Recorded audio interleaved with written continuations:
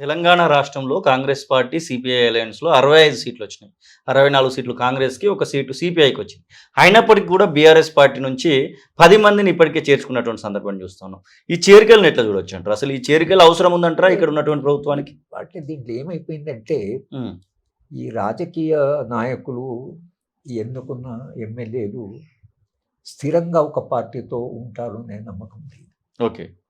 ఎందుకంటే BRS party గెలిచినప్పుడు కూడా కాంగ్రెస్ కాంగ్రెస్ నుంచి లాగారు. కనుక ఇప్పుడు ఆ ఐడియాలజికల్ కమిట్మెంట్, ఈ పార్టీ నాది, యెస్.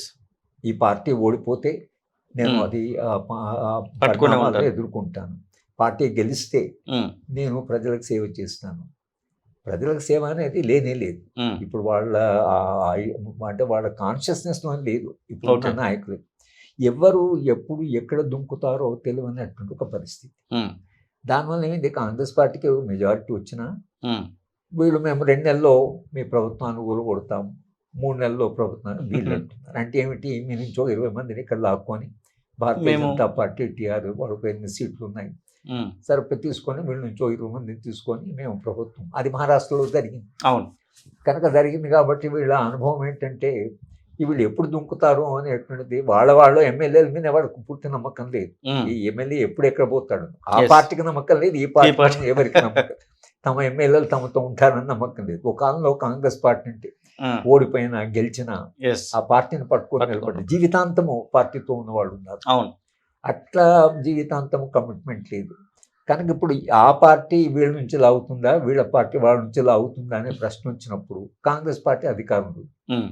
కనుక ఈ పార్టీ నుంచి దుంకుతున్న వాళ్ళందరూ ఆ రియల్ ఎస్టేటు, ఆ భూములు, తర్వాత ఇవన్నీ వాళ్ళకు ఆ వ్యాపారాలు, విద్యా వ్యాపారం, ఇవన్నీ అధికారంలో ఉండే పార్టీతో లేకపోతే మనకు ఇబ్బందులు ప్రయోజనం లేదని వాళ్ళు అక్కడ పోతున్నారు. కానీ తమ పార్టీ తెరాస పార్టీ ఉందనుకోండి, తెరాస పార్టీ ఆయన పేరు మార్చుకొని అదో తప్పు చేశాడు, కానీ హ్మ్. తెరాస పార్టీలో మరి తెలంగాణకు పోరాటం చేసిన పార్టీ, యెస్. మేము పోరాటం చేసి తెలంగాణ తెచ్చినాం అంటున్న వాళ్ళే కదా. హ్మ్. మరి వాళ్ళ సడన్గా మీ పార్టీ ఓడిపోతే మీరు 10 ఏళ్ళు అధికారంలో ఉన్నారు, 10 ఏళ్ళ తర్వాత మేము ఇంకో పార్టీకి పోతామని వీళ్ళు అనడం, పార్టీ వాళ్ళేమో మేము కూలగొడుతున్నామండి, వాళ్ళేమో మిమ్మల్ని అట్లే. భారతీయ జనతా పార్టీ అక్కడ కేంద్రంలో ఉంది కాబట్టి హ్మ్. భారతీయ జనతా పార్టీ భయం కూడా ఉంది వీళ్ళకి, అవును. కాంగ్రెస్ పార్టీ. కనుక అక్కడ నుంచి ఇక్కడ లాగారు. ఇది మొత్తంగా ఒక ఐడియాలజికల్ క్రైసిస్. ఇది ఓకే. ఇది చాలా తీవ్రమైన రాజకీయ సంక్షోభం. ఇది ఒక పార్టీ, ఒక భావజాలం, ఒక కమిట్మెంటు, దానికి ఒక ఇమేజ్, ఆ పార్టీకి జీవితాంతం దాంతో కలిసి కష్టాలైనా సుఖాలైనా దాంతో పంచుకునేది అనేటువంటి కమిట్మెంట్ ఏదైతుందో, ఎప్పుడైతే రాజకీయాల్లో పోయిందో, అది ఒక కార్టూన్ కూడా వచ్చింది ఆ మధ్యన. అవును. ఆయన మద్దతుదారులకు చెప్తున్నాడు, నేను ఇప్పుడు ఏ పార్టీలో ఉన్నానో అప్పుడప్పుడు గుర్తు చేయండి, ఎందుకంటే మర్చిపోయి నేను వేరే పార్టీ అంటానేమో, అంటే అక్కడి దాకా పోయింది పరిస్థితి. యెస్. యెస్. కనుక ఇది ఒక రాజకీయ సంక్షోభమే. ఇది ఒక ప్రజాస్వామ్యము, ఒక గట్టిగా నిలబడే ప్రభుత్వాలు అని కాకుండా ఎవరికి వాళ్ళు చేపలను పట్టినట్లుగా ఒక గాలం వేసి కూర్చుంది. ప్రతిపక్ష నేత అయినటువంటి కేసీఆర్ ఒక్కరోజు అసెంబ్లీకి రావడం జరిగింది. అసెంబ్లీకి వచ్చి బడ్జెట్ సంబంధించినటువంటి విషయంలో ఒక ప్రెస్ మీట్ పెట్టినటువంటి సందర్భం. తర్వాత అసెంబ్లీ వైపు ఇంకా రాలేదు.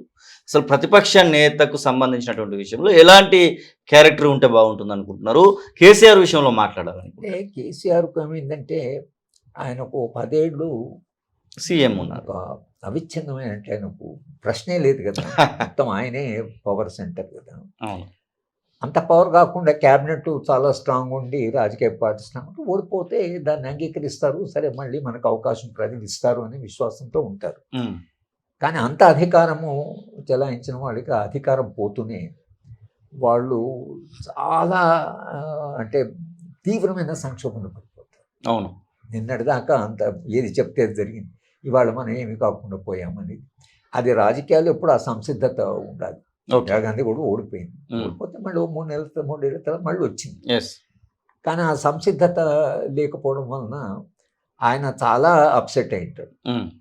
అప్సెట్ అయ్యాడు, కానీ ఈ బయట జరుగుతున్న చర్చ వలన ఒకరోజు వచ్చాడు. అపోజిషన్ పార్టీ లీడర్ కాబట్టి ఆయన బడ్జెట్ సమావేశం ఉండాలి కనుక వచ్చాడు. నాకు ఒక విశ్లేషణ ఏమనిపించిందంటే, ఆయన అసెంబ్లీకి వచ్చి మాట్లాడడం వలన, కొంత యాక్టివ్ ఉండడం వలన పార్టీ కార్డర్స్ యెస్. ఇంకా నిలబడతాయి. అవును. ఎందుకంటే మా లీడర్ అక్కడ నిలబడి ఉన్నాడు అనేది ఒక వాళ్ళ ఫీలింగ్. అంటే కార్డరు వాళ్ళు కూడా నిరాశలు ఉన్నారు కదా. అవును. కాడర్కు విశ్వాసం కలిగించడానికి ఆయన వాగ్దాటి ఉంది, మాట్లాడగలడు, అవగాహన చేసుకోగలడు. సరే ఇప్పుడు దాంట్లో సమస్య ఏమొస్తుందంటే ఈయన విమర్శించినప్పుడు మీరేం చేశారని. ఉమ్, ఇప్పుడు ఆయన దానికి జవాబు చెప్పుకోవాలి, ఇది ప్రభుత్వం అవును. జవాబు చెప్పడం కాదు. yes, నేనున్నప్పుడు ఇది చేసిన అని నాయకుడు చెప్పుకోవాలి. కూడా ఈయన ఏ ప్రశ్న అడిగినా ఉమ్, విద్యారంగానికి మీరు నిధులు కేటా, మీరు చేయించారా, మీరు చేశారా, ఉమ్, వైద్య రంగానికి మీరు చేశారా, మీరు నిరుద్యోగం ఉందంటే మీరే నిరుద్యోగాలు. ఇప్పుడు ఇదేమైందంటే ఈ ఆయన బహుశా దీనికి అంత సంసిద్ధంగా ఉన్నట్లేదు. ఇది Okay. ప్రతిరోజు ఉమ్, తన గురించి, తన విమర్శ గురించి. కానీ నేను అనుకోవడం ఏంటంటే ఆ పార్టీ నిలబడాలంటే ఉమ్, వీళ్ళు ఎలా కొన్ని తప్పులు తప్పకుండా చేస్తారు. ఏ పార్టీ అయినా ప్రజల సమస్యలన్నీ పరిష్కరించినప్పుడు ఏమైందంటే అపోజిషన్ పార్టీకి మళ్ళీ ఒక అవకాశం వస్తుంది. అవును. తెలంగాణలో ఆయనకు 39% వచ్చింది కదా ఓటు. ఎస్, మొన్న వచ్చింది. 39% ఓట్లు వచ్చినాయంటే వాళ్ళు మద్దతుదారులు పూర్తి సమాజంలో పూర్తి మద్దతు పోయినట్టు కాదు. అవును. పార్లమెంట్ ఎన్నికలు ఉండే వాటి చేసిన పొరపాట్లు వాళ్ళు చేశారు, కానీ అసెంబ్లీ ఎన్నికలు మీకు అంత మద్దతు వచ్చింది కదా.